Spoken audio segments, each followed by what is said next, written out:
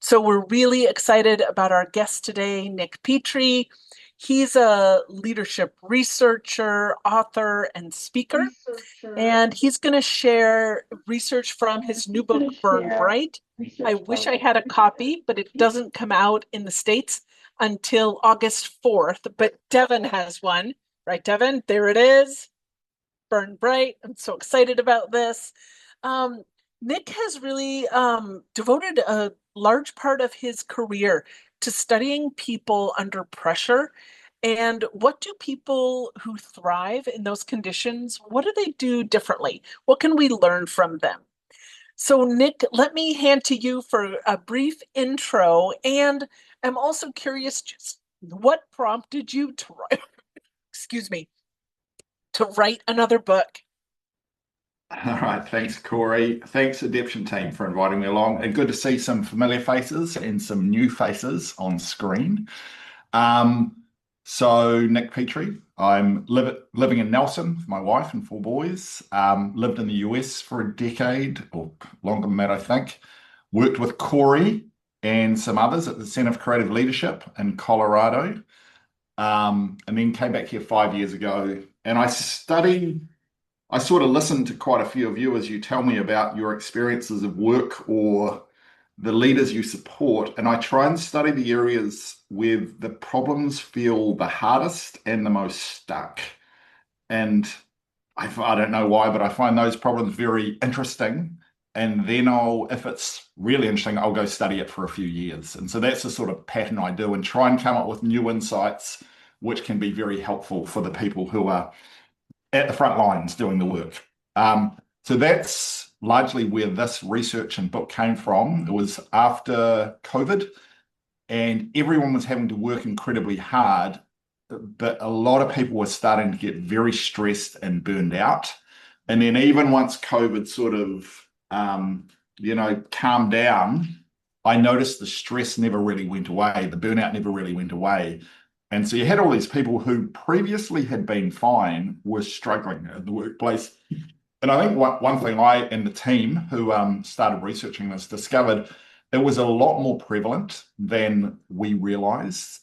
So many people had burned out at some stage or got really close to it, but they weren't talking about it. And no one was really talking about it. You just said, I'm going for a different opportunity, or I'm going to go look after family or something like that. But once we started interviewing people, we saw it's sort of pervasive within organizations. So we wanted to know not just about burnout, we were really interested in healthy performance. What does healthy performance look like that you could sustain for a long period of time? So that's really where we got started with this. Amazing, Nick. Thank you. So my first question is, so this is your second book. You've devoted years to studying resilience, burnout, energy management.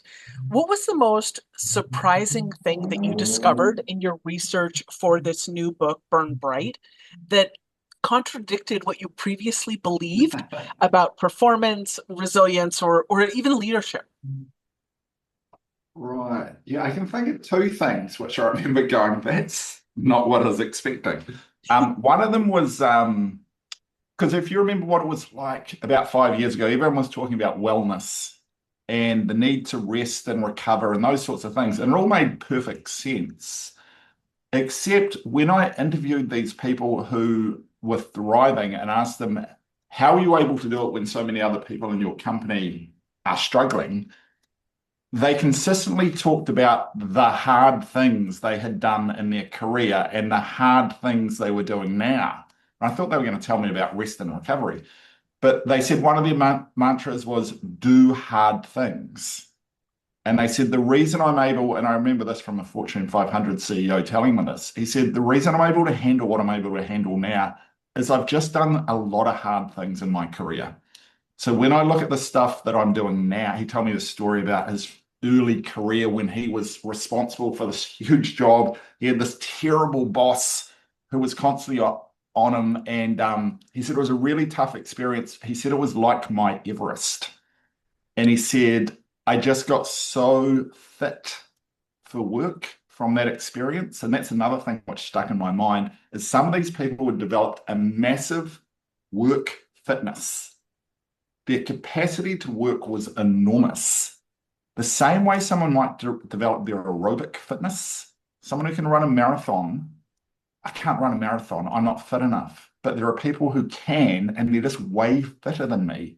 And I started to notice that in the workplace as well. Some of these people were just really work fit.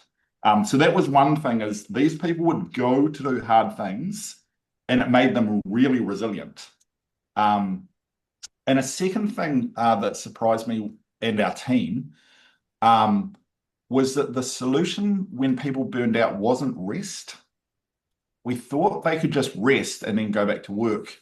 When they did that, they burned out again because they hadn't changed. Nothing had changed. The workplace hadn't changed. They hadn't changed. All the people who recovered effectively, they grew their way out of the situation. They changed, they grew, they transformed actually. So when they went back to work, they weren't really the same person. And they experienced transformation, transformative growth. So growth rather than rest was the key. Rest might be necessary, but it wasn't sufficient. Those were a couple of things which surprised us. That's fantastic, Nick. And it goes against, I think the prevailing wisdom is, look, if you're working hard, like you're going to burn out. And if you're not burning out, it's because you're not working as hard as those who do burn out or are on the path to burnout. That's not what you found, though. No, I think what we continually found is it's way more nuanced than what people write about on LinkedIn. Um, if you read LinkedIn or, just different articles in the news and that, it's all pretty simple. There's always one cause and there's always a simple solution. And generally the person's just written a book about that solution. But it's more nuanced. Like rest does matter. It is more, but so does like doing really hard things and working hard. What actually seems to help is the pulsing between the two. Pushing yourself really hard and then recovering really deeply, for example, is pulsing. Because that's what athletes do. That's how they get fit. That's how you grow muscles, or that's how you grow aerobically fit. You do hard things, then you rest and recover. So it's both together. Where people get in trouble is when they get stuck too far one way or the other. They're either not very fit for what they're trying to do because they don't push very hard, or they are pushing hard all the time and they're not recovering. And that wears down their physiology and they do burn out. So the nuance, I think, we just kept seeing is really important with these things. That's fascinating. Nick, like one of the groups of people you talk about in your book are thrivers, Mm. small group of people who figured out how to achieve this sustained high performance without sacrificing their well-being, their health, their personal lives, and people who really reject, I mean, what we're talking about here, that common trade-off between success and well-being. So how did they do it? Do they work fewer hours? I mean, you talked about pulsing, or did they approach those hours in a different way? Um, they did both of those things ultimately. At the start, they didn't. They did the opposite. So nearly everyone we studied who ended up being what we would call a thriver, earlier in their career were really hard workers. They were grinders. They would push hard and it made them very successful. They learned a great deal. They got good jobs. They got into great companies. They did all of this stuff.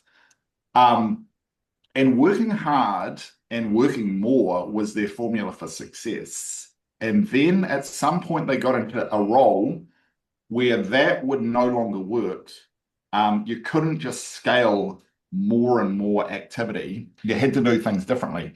And most of these people, they got burned, they suffered.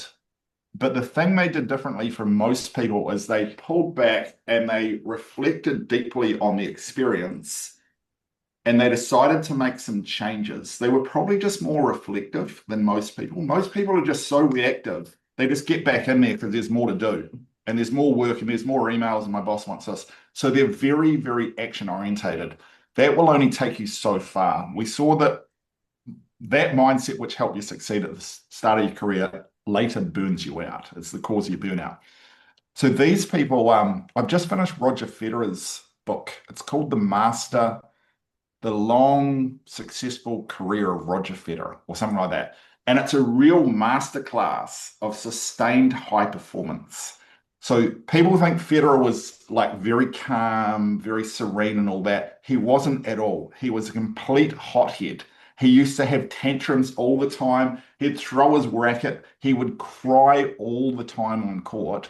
His father, when he'd drive him home, often had to drop him off and just say, "Walk home, Roger. I'm not listening to any more of this."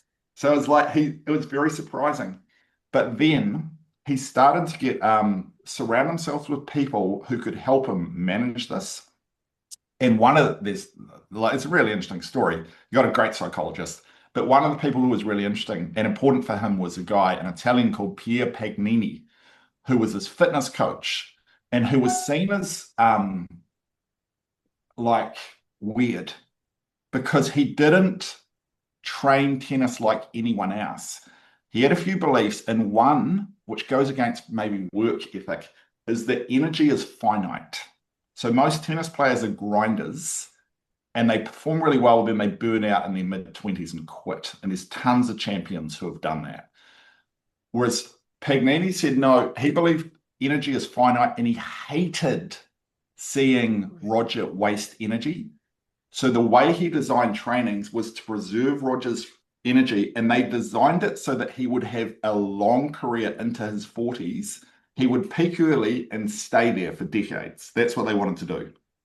Not win this year, they wanted to win decades. So they designed it that way. His trainings were short, they had lots of variety, they were fun, and Pagnini believed what Roger did away from tennis was almost more important than what he did at tennis. So he wanted him to forget tennis and go and do these different things. That mirrored really closely what we saw with these people in the workplace is they planned for long-term sustained performance. So when they designed how they were going to work for the long term, not just for the short term. And that's what most people do. They just think about the next meeting, the next day, the next week, the next deadline.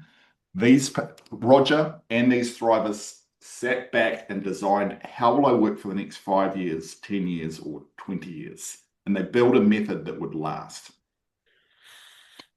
What are some things, Nick, that people would build in to ensure these long careers? Um, one thing they got really good at was well, everyone's got too much work. And so at some point you need to realize, especially as the jobs get bigger, I will never get through all of it. And it is okay to be at peace with not getting everything done and to go home and have a different life outside of work. A lot of people can't do that. They want to get everything done. So they're constantly churning and ruminating in the evenings about work. These people didn't do that. But people who are quite driven, they hate the idea of rest. Like if you tell them you've just got to rest, they don't like that. They like to be active. So they need to find active ways of relaxing. So that was one, finding active ways of relaxing, which would switch them off. A lot of them realize that they need to have really good boundary commutes. And in that transition between work and home, that was when they transitioned out of work mode and transitioned into personal mode. One thing that stood out of them is how many different activities they were prepared not to do. They were active triages. They were very good at triaging. I did quite a lot with emergency room doctors.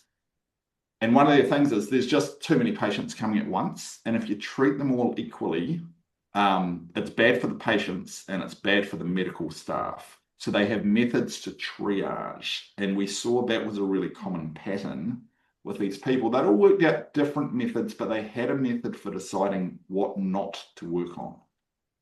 Mm-hmm.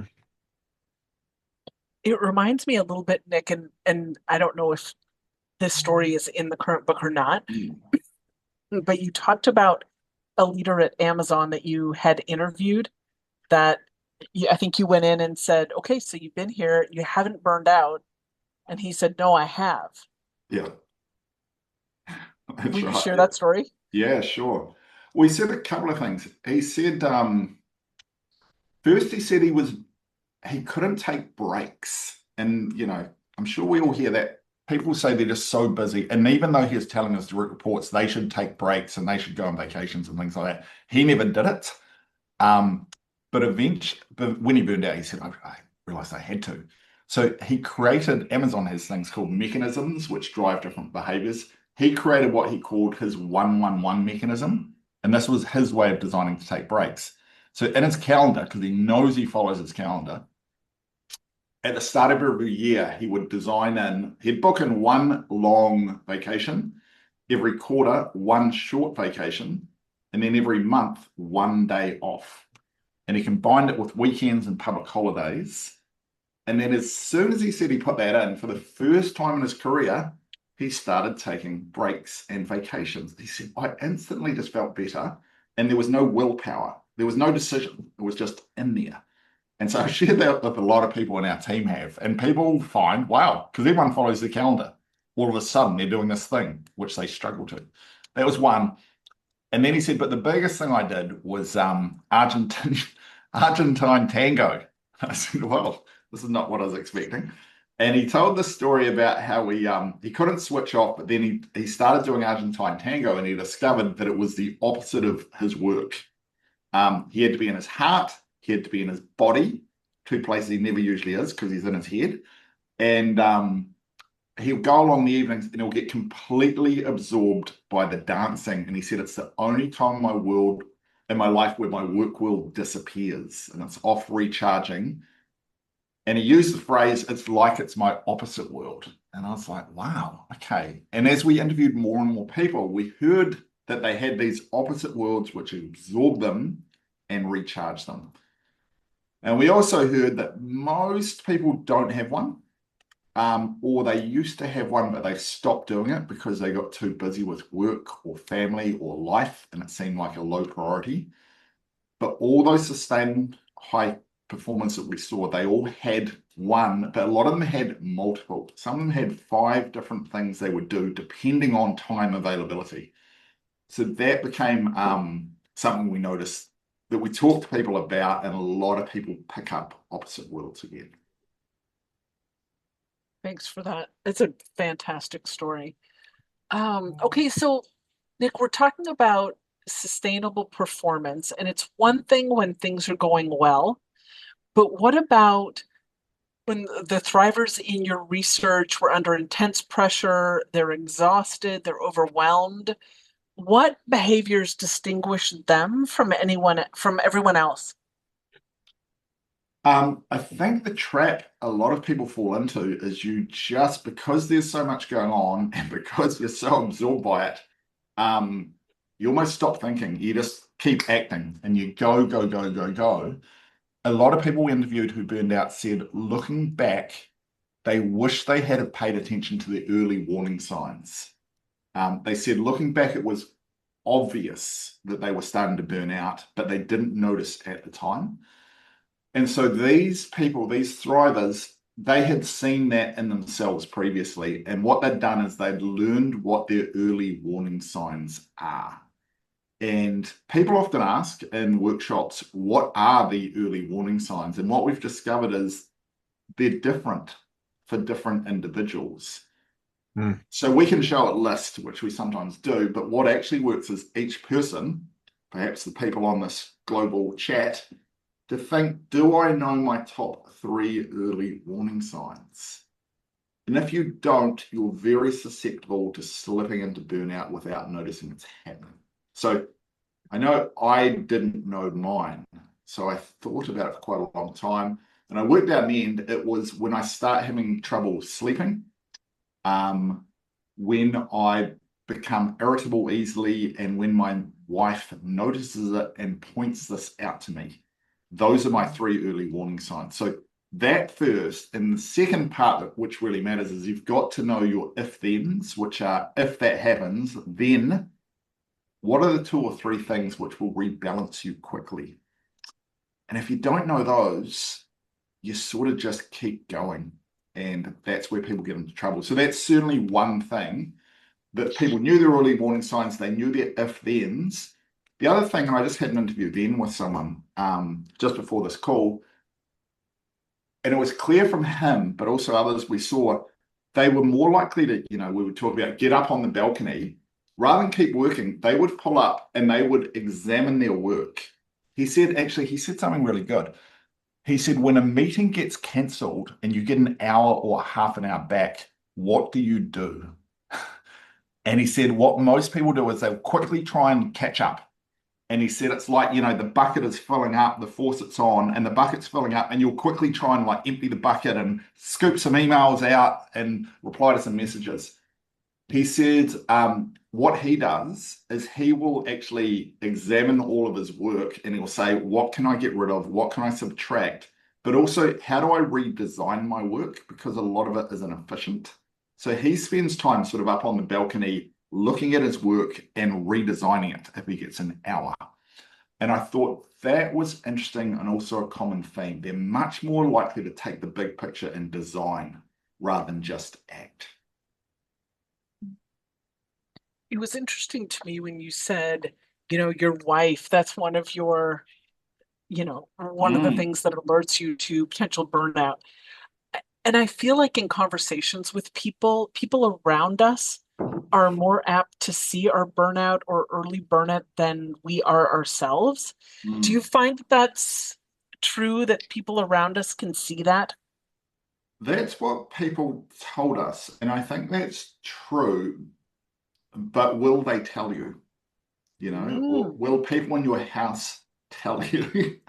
What do they think will happen if they do say something to you? But also in the workplace, will people at work on a team tell each other, ask each other, make observations about each other? Does it feel safe to or not? And a lot of that comes down to it doesn't come down necessarily to the company culture. It often comes down to the micro culture of that team, or even smaller, that relationship. What's the vibe you give off about how safe it is for people to say things to you or not? So I think people do. I mean, I can see it. I'm sure people can see it in me and and all around us. But do we speak to each other or not?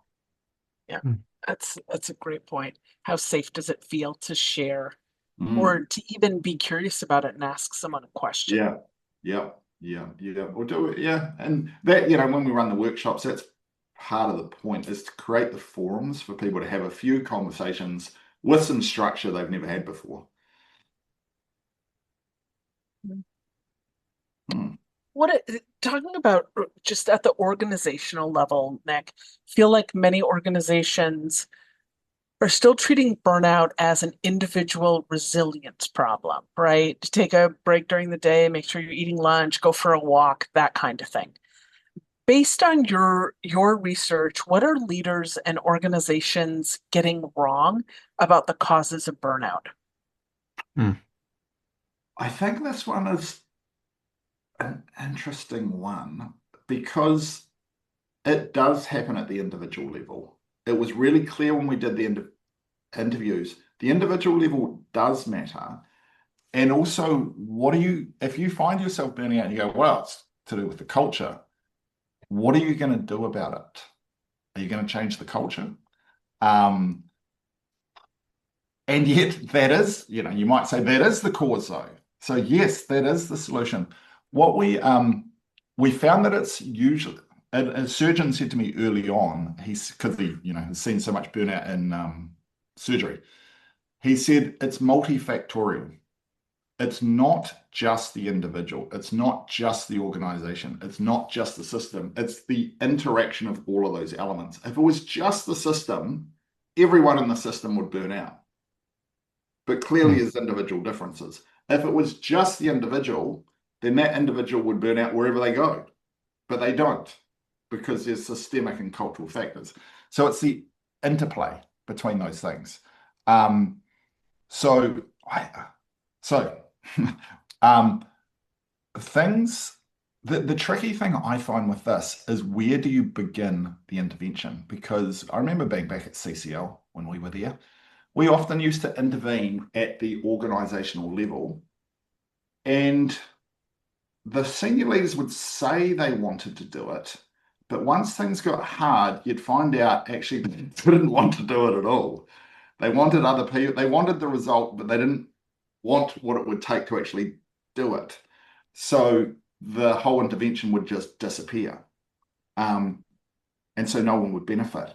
So at the at the so I find it very helpful, and our team found it helpful to start with the individual, get going there, then go to the team level.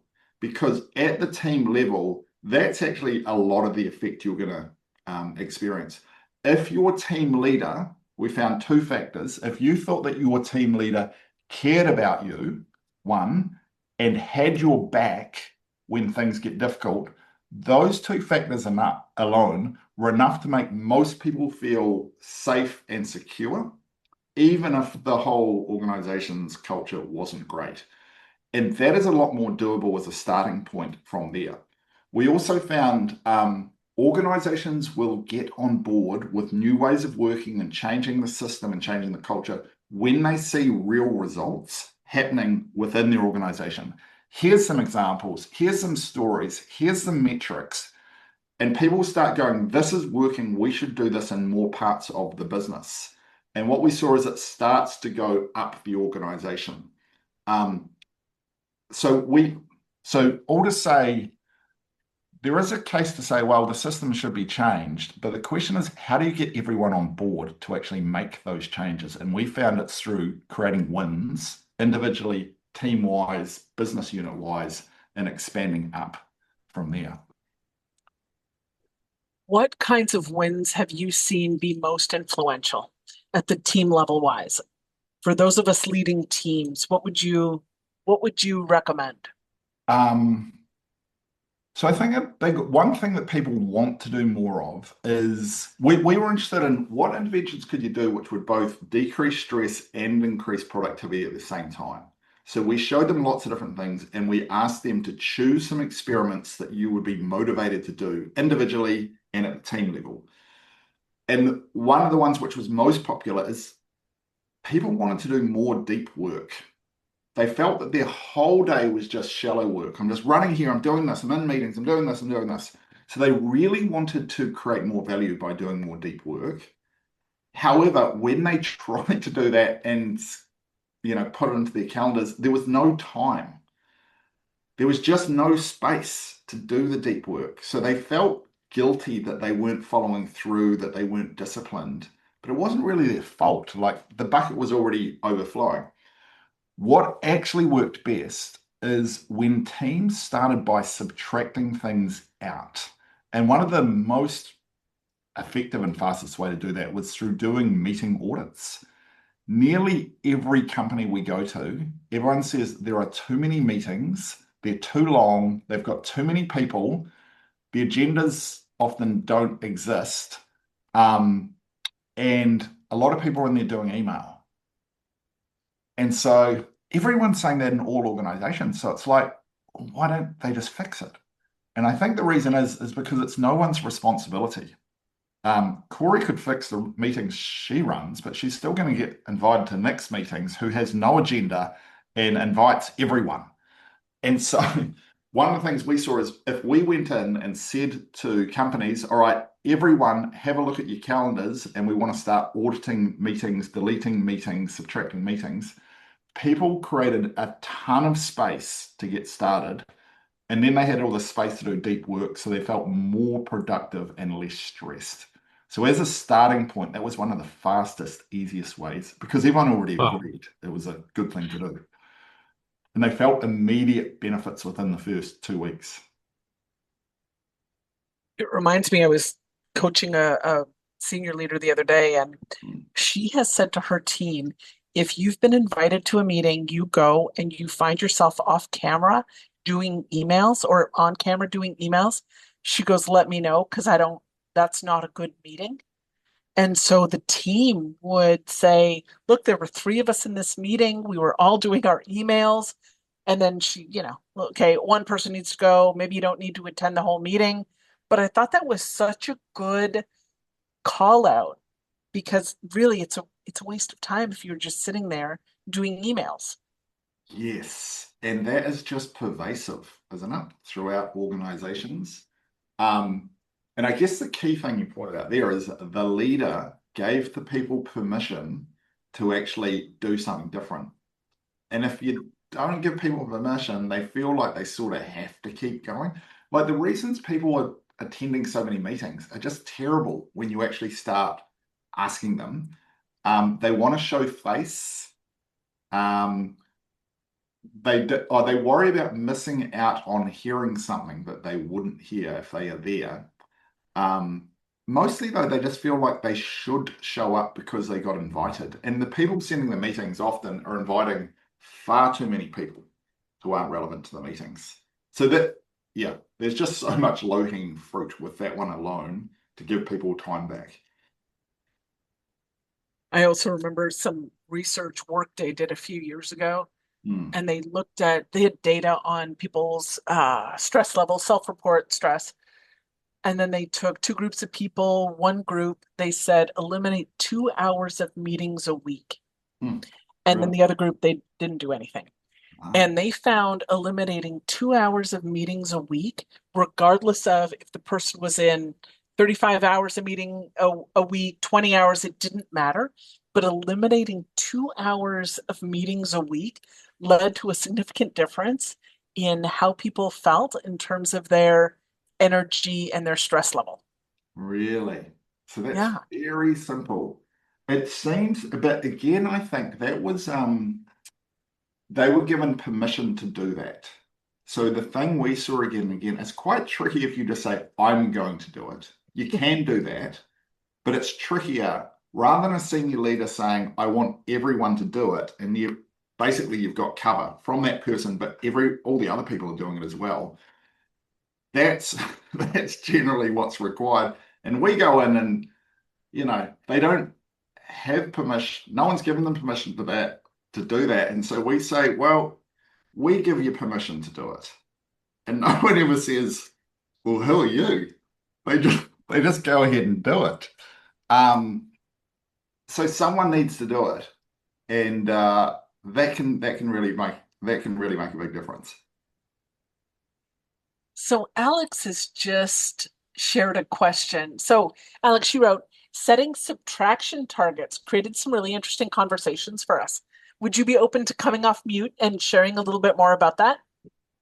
I just your comment just reminded me of that sort of concept which we quite early working with Nick sort of latched onto, but never really. I don't think we ever really unpacked an operational kind of model, but it just really stuck with me of how much of not just a permission, but creating it as an incentivized thing, right? So it's not just giving people permission to remove meetings or um, you know, uh, we talked about ending the year with a net zero of projects, right? So if Wow. you if you start the start of the year with five projects, you end the financial year with five projects. You don't suddenly, and if you need to pick up additional projects throughout the year, you need to get rid of something along the way. So it started to create some really interesting conversations when we reflected on our sort of KPIs, OKR, whichever sort of methodology you're using, and how do we kind of not only encourage people but incentivize people through performance to reduce that workload.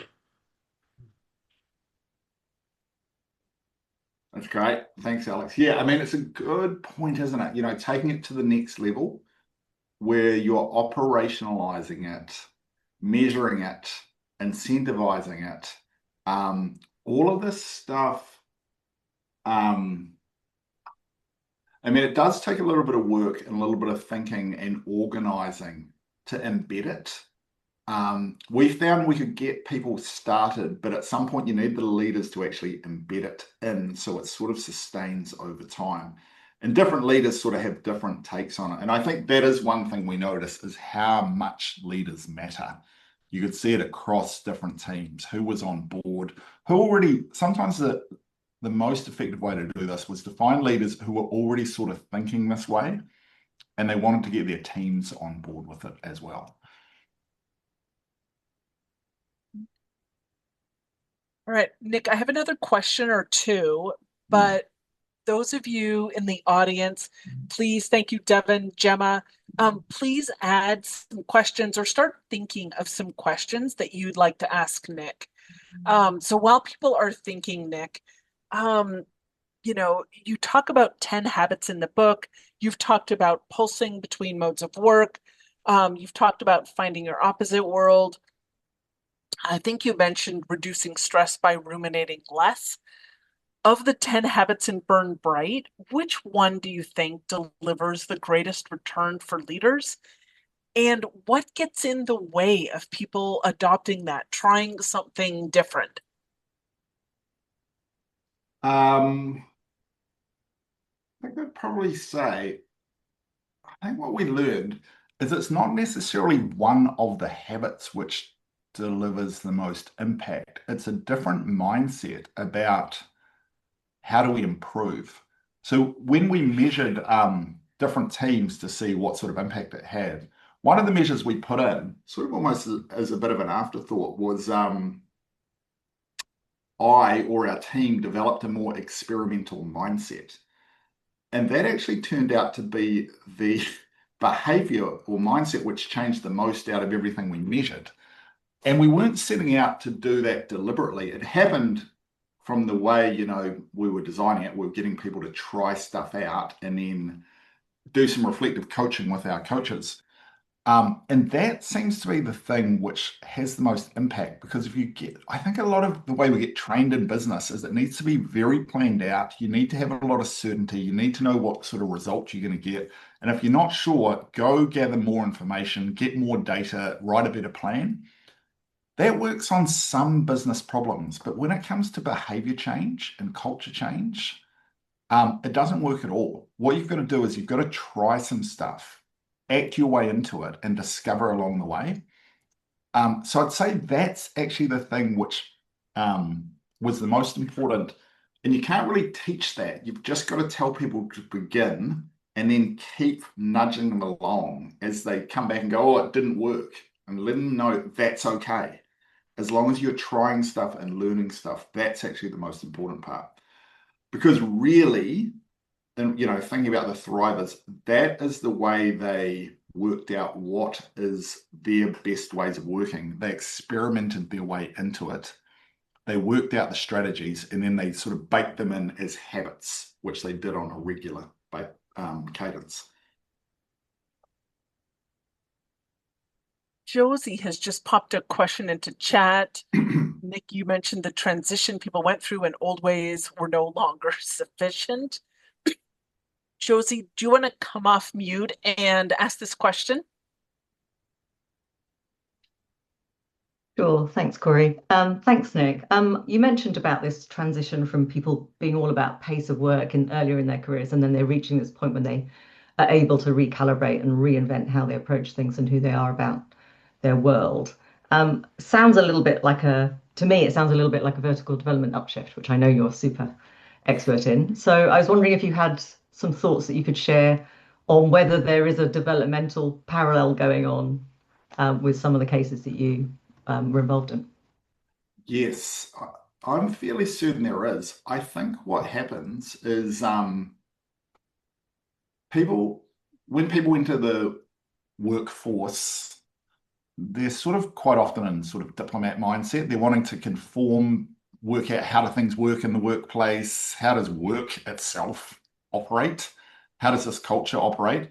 They develop then they try and master some area of the business, develop their subject matter expertise, learn accounting or finance or HR or whatever. And then eventually they realize, I've actually got to get results. Even if I know stuff, I need to deliver. I need to hit metrics. And they get into achiever mode. And I think that's where people settle in and go, okay, achiever mode, this is it. I've got to deliver. And that works really well, especially in the first half of your career. But then if that is your mindset of how success happens, you eventually, I think what happened is these people succeeded their way, achieved their way into big roles, and that is when the achiever mindset stopped working so well exclusively on its own because they couldn't just outmuscle the job. They couldn't just outwork the job. And also they had direct reports and they had to actually be able to get up on the balcony, redesign the way they worked, think more about the system. And I think they needed to get into redefining and they weren't. They weren't stretching into redefining. They were just repeating achiever over and over and over. And listening to the stories from the interviews we did, I think a lot of people burned out in achiever. And really, what they were being called on to do was grow, but what they decided to do was rest. They took 3 weeks off or 3 months off, and then they came back and they tried to achieve again, and they had exactly the same mindset and they burned out again. It was really when people started to explore. They got a therapist, they got a coach, they sought out peers, they examined their identity, their beliefs. Why do I work the way I do? What's driving me? And then created a new vision for the next stage of their career and life. That's where people really stretched into redefining and sort of broke free of their burnout. Hopefully Brilliant, that thank gets you. at what you're wondering Yeah, about. But perfect. that's sort of that was my intuition about what was going on. Which is people actually really liked that. They liked the fact that the solution was sort of exciting. It was growth. Because most people were pretty enthusiastic about growth. That sounds quite positive, and people would go towards that rather than, hey, you're broken, there's something the matter with you, you need to be fixed. People didn't feel very motivated by that, but they were pretty motivated by growth. Thank you. Thank you. Great question, Josie. Devin, you asked a question about disconnecting that transition time between work and home. You want to come off mute and ask that question? Thanks, Corey. Nick, you touched on it really briefly earlier. You were talking about the disconnect from home, and you mentioned commute, and it sort of sounded like that was a solid idea to stop perhaps the rumination. I just wondered if you could elaborate a little bit. Sure. Yeah, like when I was in the US, I did a little bit of work at NASA. And one of the things that stuck in my mind from there is when the space shuttle flies through space, it's going at 27,000 kilometers an hour, so super fast. And when it comes back to Earth, it needs to go through a line. It's called the Kármán line. It's 100 miles above Earth, and it's the transition zone between space atmosphere and Earth atmosphere. And it gets a lot thicker, Earth's atmosphere. If it comes through at 27,000 kilometers an hour, it comes in too fast. It's got too much kinetic energy. The shuttle will literally burn up. It will have what's called an uncontrolled re-entry to Earth, and it crash lands. And I was informed by the NASA people that's bad. You don't want to do that. So what they actually do is they slow it down. They go through these S maneuvers to slow it down, dissipate the energy. They slow right down and they come through and have what's called a controlled re-entry, and they land safely. A lot of the people I work with, our team works with, you work with, they're very fast at work. Their brains are moving fast, they're speaking fast, they're acting fast, they're deciding fast. You're in a very fast mode. And when they come home, they are flying at 27,000 kilometers an hour, and a lot of them will just burst through the door at home. They're still in work mode. They're still on work speed. They will have an uncontrolled re-entry to their personal life and crash land into it. And they're in arguments. They're fighting with their spouse. They're yelling at their kids. They're chasing their dog. So when I put this to like the surgeons or a lot of the A-type personalities, they laugh because they're like, oh my God, they're almost embarrassed. They're like, that is me when I walk through the door. When you do that, what you experience is something called boundary confusion. So you are at home now in your personal life, but you're still wearing your work cap I'm the EVP of this and that. I'm the CFO of this and that. And this is called boundary confusion. So you're at the dinner table, but you're still thinking work thoughts. The people who, one of the things the Thrivers got really well is they mastered the boundary transition between work and home, and they used their commute to do it. On the first half of the commute, they would generally reflect on work. What happened that day? What do I need to do tomorrow? But they'd get to a midpoint, and a CEO actually from one of the companies said there's a visual transition he has. He looks across the water in Auckland, and when he sees the Chelsea sugar factory, that is his signal. I've got to move into work mode. And he'll say to anyone he's on the phone with, hey, I've got to hang up. I'm almost home. He'll put the phone down. He used to do work calls all the way home. And when he got into his driveway, he's still talking, and then he'd walk in the door. And he said, boundary confusion. Now, Chelsea Sugar Factory, that's his signal. He hangs up, and he spends the rest of the trip thinking, how am I going to be when I go home? What role do I play? How do I want to show up for my family? And then how am I going to organize my night tonight so it's a personal night? And he says, once he did that, it made a big difference. So the question for you and for everyone we work with is, do you have a boundary transition commute? How do you currently use your commute? Some people say, I listen to music, I listen to podcasts. That's fine. You're not thinking about work, but it's not as good as using the second half to actually reconnect and reattach to your personal life. That's sort of more like the gold medal standard. Nick, what about the question in my mind as someone who works from home and my commute is literally 10 seconds walking from the loft down to main level. I could imagine going for a walk, taking the dogs out. What else did you hear in terms of doing this, boundary transition for people working from home? Yes, excellent. So even what you just said then gives us some clue that you've already got some ideas. You said walking from the loft to where I live my personal life. So there's a few different types of boundaries. There are temporal boundaries, which is time. I don't work after X o'clock and I don't work before Y o'clock. So you might say 8 till 6, and then I don't check my phone till 8 p.m. or something like that. That's a time-based boundary. Others are locational-based boundaries. So Corey's saying, I do my work up in the loft, and then I live my personal life down there. Some people, they live in an apartment. And so one woman said she put up, I think it was called a Japanese wall curtain or something like that. And she said, behind this, I do work. When I walk around the other side, that's my personal life, locational boundary. Others said they change clothes at the end of the day. So they don't need to because these clothes are fine, but I go in my bedroom, I change my clothes, I'm out of my work clothes, I'm into my personal clothes.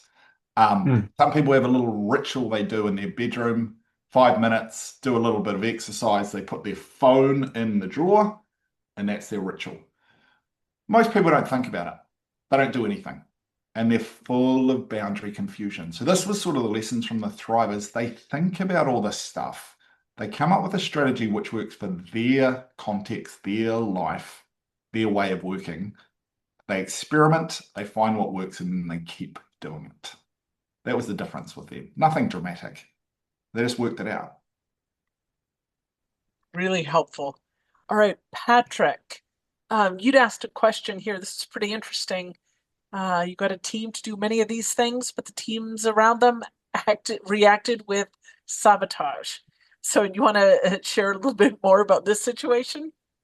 Sure. I mean, it was your comment earlier, Nick, about sort of the individual work, the teamwork, and the organizational work, sort of all conflated in this situation. So the team leader and the team were motivated to improve what they were doing. So I did some work with them, and that was great, and they liked it, and they made the requisite improvements. However, they were part of a much larger organization, and the other teams around them didn't like that they were doing better. They didn't like that this team of colleagues was happier with what they were doing. They were performing better. They were being more productive. So they engaged actively in sabotage to ruin the improvements they'd made. So now, of course, no one else has ever seen anything like this. I was just on a private journey that never been before experienced by any myself or anyone else. But um, I didn't, right now I would have a suggestion for myself, like you've been implying about thinking about this more intentionally beforehand in terms of, so what do I need to put in place or what can I help them put in place in terms of some potential guardrails, some principles, some proactive, intentional potential solutions. Now, in some places it's not necessary, but given that it was, I would say, kind of a noxious environment to begin with, when it happened, I was like, very upset. But in some respects, I said to myself, Patrick, this really shouldn't surprise you too much. But so I'm looking for somebody like smarter about this than me, Nick, to help me figure out what the heck, what else might I think of going forward? Because this was really, it was an eye-opening situation. All right. I'm also looking for someone smarter than me, Patrick. So that makes two of us. So Maybe Corey can help. No, I'm going to suggest we'll just put it out to the group. It's a good question. It's it's the sort of thing which can happen in organizational life. Yeah. And there's never like a simple answer to this, but there's ideas for how people might approach it. So I mean, I could give a couple, but why don't we throw it open and see how would people handle that?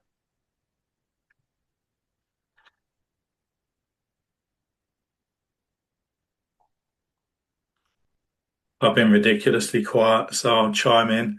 It's actually stealing from you, Nick, with the polarity model. The looking at the what would you keep, leave behind, build, and risks. And in the risk space, just looking at what are some of how might you discombobulate other teams, and therefore how might you bring them on the journey? Like communication, involve them, inform them, support them, find a way together, but actually think it through intentionally. Who might this impact? What might be the impact?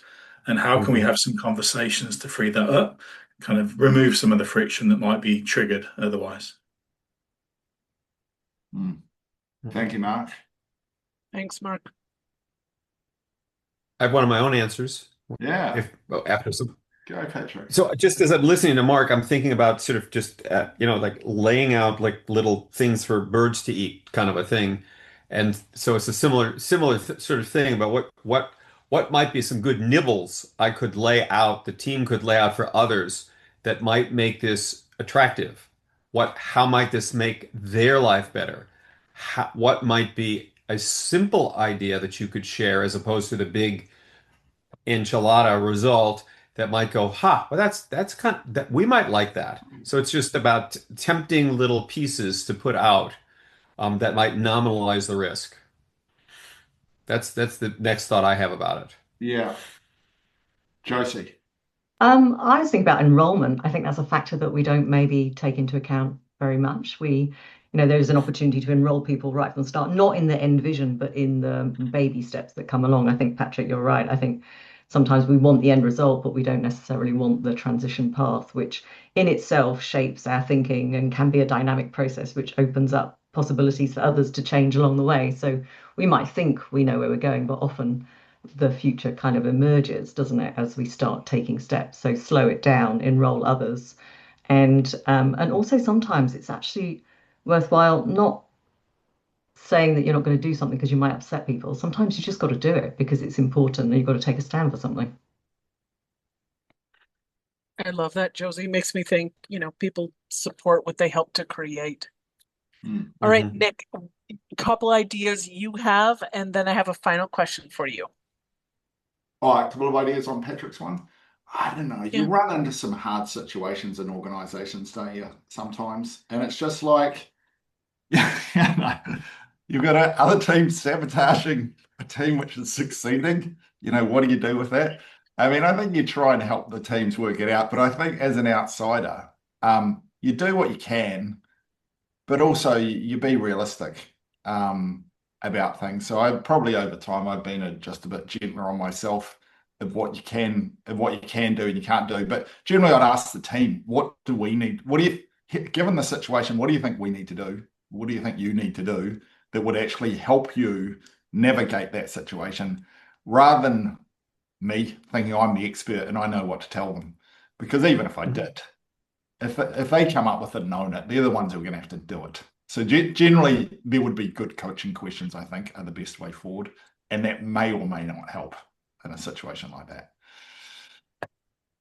Thanks, Nick. Appreciate you sharing.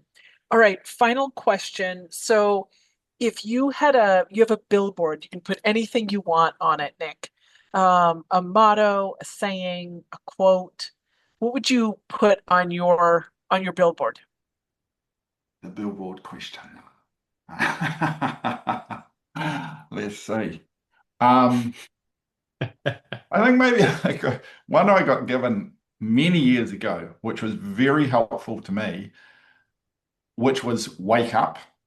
I think would be the one which would probably help the most people, because I think a lot of people in workplaces are on autopilot and they can drift for years and decades actually in the wrong direction. And they can end up in a place where they're burning out, or they're stressed, or they hate their job or something like that. And they want to know, how do I fix how I'm feeling? And the real way, you've got to wake up and actually have a look, because most people are on autopilot, they're in waking sleep. And it's not till you wake up that you can actually examine things and make some decisions. I think if a lot of people woke up in organizations, they could do a lot better. Love that, Nick. Thank you so much. Thank you, everyone, for being here, the great questions and engagement. Devin is going to, or maybe did you already drop it in, Devin, the link to Nick's book? Again, there we go. Perfect. Devin just dropped it in if you want to pick up a copy of the book. It's not available in the States until August 4th, but Devin was able to pick up a copy in New Zealand in her local bookshop. Nick, thank you. The audio book's available, and then in the US, and it comes out August 4. I know it's a little bit annoying. It's a global rollout. It's a publishing thing, but it will come. It will come. Fantastic. Thanks, Nick. Thank you, everyone, for being here. Really appreciate it.